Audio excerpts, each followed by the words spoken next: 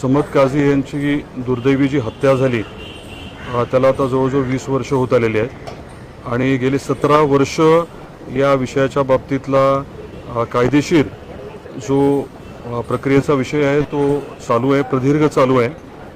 न्यायदेवतेवरती पहिल्यापासूनच आमचा पूर्ण विश्वास होता आणि 17 वर्षानंतर न्यायदेवतेने आम्हाला न्याय दिलेला आहे. परंतु हे 17 वर्ष ह्या सर्व लोकांचे कोण परत करणार आहे? आज आपण आदरणीय डॉक्टर पद्मसिंह पाटील साहेबांची परिस्थिती बघितली. 17 वर्ष त्यांना हे सगळं सहन करावं लागलं. त्यांचा या विषयाशी कुठला संबंध नसताना राजकीय षडयंत्र जे केलं गेलं, आता टप्प्याटप्प्याने सगळ्याच गोष्टी पुढे येतील. परंतु आज निश्चितपणे आम्हाला सर्वांनाच मोठं समाधान आहे की न्यायदेवतेने आम्हाला न्याय दिला. दुर्दैवाने डॉक्टर साहेबांना नेमकं काय झालंय हे मी समजून सांगू शकत नाही, त्यांना ते कळणारही नाही.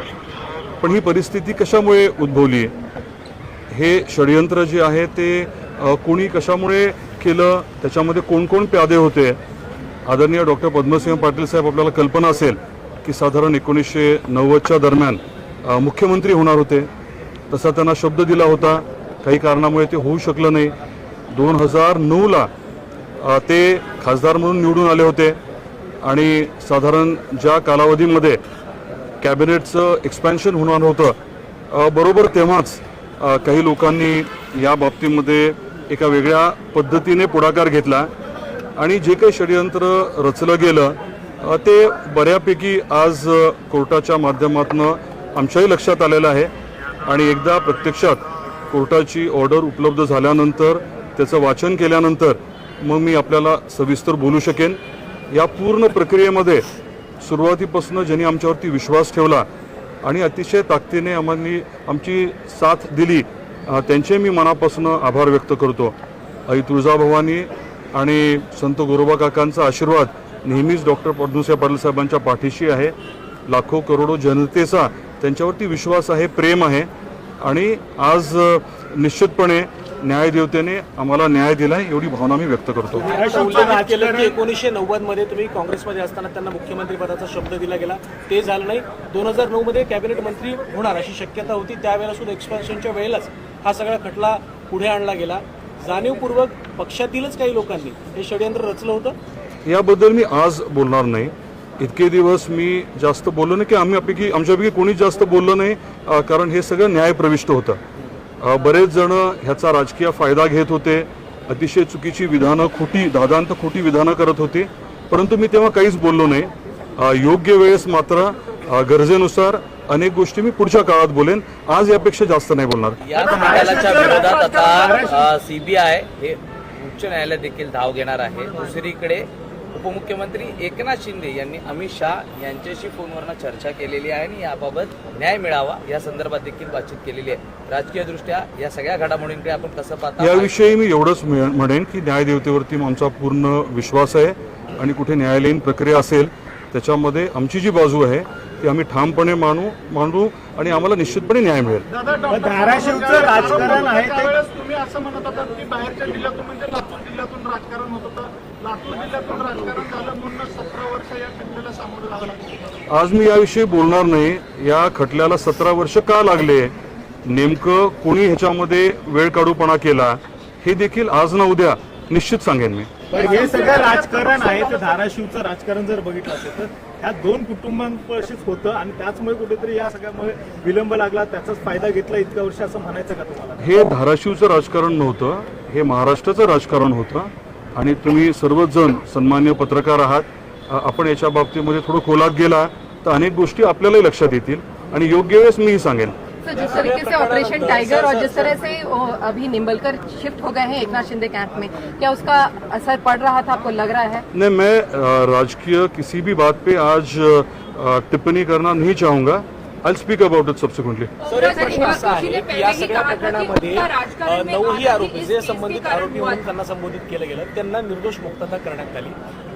परंतु हा प्रश्न आता विचारला जातोय की या प्रकरणामध्ये जी हत्या झाली, मग ती हत्या नेमकी कोणी केली किंवा आमची मागणी निश्चितपणे ही राहणार आहे की नेमकी हत्या कोणी केली, कोणाकोणाला काही कारणं होती. अनेक गोष्टी ज्या आहेत त्या आज मला बोलायच्या नाही आहेत. अनेक गोष्टी समोर मान्य न्यायालयाच्या आलेल्या आहेत आणि त्याच्या बाबतीतला योग्य तपास जर झाला तर खरे या विषयातले आरोपी कोण आहेत ते निश्चित आजही निदर्शनास येऊ शकतील असा माझा ठाम विश्वास आहे. तपास व्हावा अशी तुमची मागणी आहे. हत्येचा तपास व्हावा अशी तुमची देखील मागणी आहे. निश्चितपणे की नेमकं हे केलं कोणी हे वास्तववादी जे काही पुरावे आहेत त्याचा योग्य तपास करून हे बाहेर येणं गरजेचंच आहे. लेकिन उमराजे निंबाळकर का कहना है कि वो राजनीति में आए ही जस्ट वन सेकंड. अनेकदा म्हणजे पाटील कुटुंबियांना कायम याच्यामध्ये आरोपीच्या पिंजऱ्यात उभा करून प्रचार पॅटर्न देखील म्हणजे राजकीय प्रश्न आहे पण कायम तुम्हाला टार्गेट करण्यात आली या संपूर्ण भागात. आता निर्दोष झालेत, आता समोरचे म्हणतात की या सगळ्या संदर्भामध्ये मी परत लढा देत राहील. निकाल लागल्यानंतर देखील त्यांचं राजकारण फक्त याच्यावरून सुरू झालं तर अजूनही त्याच्यावर चालेल. तुमचं याबद्दल म्हणणं काय? मी एवढंच सांगेन की ह्या दुर्दैवी घटनेनंतर घटना घडली 2006ला अगदी दुसऱ्या महिन्यापासूनच तिथे राजकारण जे आहे ते केलं गेलं. या दुर्दैवी घटनेचा वापर पूर्णतः राजकारणासाठी केला गेला. काही लोकांच्या सांगण्यावर नसेल परंतु अनेक जण जे आहेत त्या सांगण्याला बळी पडले आणि दुर्दैवी घटनेचा राजकीय पुरेपूर वापर झाला हे वास्तव आहे. You are saying something? मुख्य साक्षीदार होते. एक minute. Umaraju Nimbalkar had once himself said that the reason why he's coming into politics is this case. So why can't we relate and why can't we speak about politics? I prefer not to speak about politics today. Maybe this evening or later on, after I have read through the verdict, I will let you all know, and we'll have a more detailed discussion. But do you see that there is a bigger conspiracy involved in against Mr. Patil? There is definitely a bigger I'm sorry. There's definitely a bigger conspiracy, and we are kind of aware of who's involved. But then obviously it's not right to speak about it right now. But I will speak know the about names. it. You know I the will names. speak about it with the due proof subsequently. तुम्ही आता असं म्हणाल की judgement एक इस second. पूरे मामले में अभी हाईकोर्ट में जाएंगे जितना भी CBI ने भी अपने जो जांच है वो आगे लेने के लिए अपना प्रयास रखेंगे. वो नॉर्मल प्रोसीजर है and obviously will be a part of it. Sir CBI ने भी कहा है कि वो भी जाएंगे अदालत, अपील करेंगे इस पूरे मामले में. That is totally up to them. जो उनको करना है वो उन्होंने obviously करना ही है. No doubt about that. But given the fact that CBI is a central agency where the central government is of the NDA and This working is obviously independent of anything else, and everyone should obviously trust that. but Rakesh Maria ji का is Mr. Shinde's party really putting on any kind of I prefer not to speak about any of it. Rakesh Maria ji का नाम भी इस केस में वापस एक बार दोहराया गया है. जिस तरीके से ये पूरा जो प्लानिंग किया गया था, जेल की इन्वॉल्वमेंट इसमें क्या थी, किस तरीके से देखा? मैं इसके बारे में थोड़े may be in a day और टू बात करूंगा with a little more proof after having read the verdict. या प्रकरणातील मुख्य साक्षीदार होते. त्यांची साक्ष ज्यावेळी नोंदवण्यात आली त्यावेळी विरोधाभास त्यामध्ये प्रामुख्याने पाहायला मिळाला आणि हा एकच मुख्य धागा होता ज्या आधारावरती ही केस 20 वर्ष या ठिकाणी चालली. त्यात राकेश मारिया यांचं नाव देखील समोर आलं. मारिया यांना ते भेटले होते आणि त्यानंतर ज्या घटना घडल्या आपण देखील कोर्टात होतात. या संदर्भात आपलं नेमकं मत काय आहे, त्यावेळी नेमकं काय घडलं होतं, राजकीयदृष्ट्या प्रेशर होता, त्यातनं हा संपूर्ण प्रकार घडलेला आहे.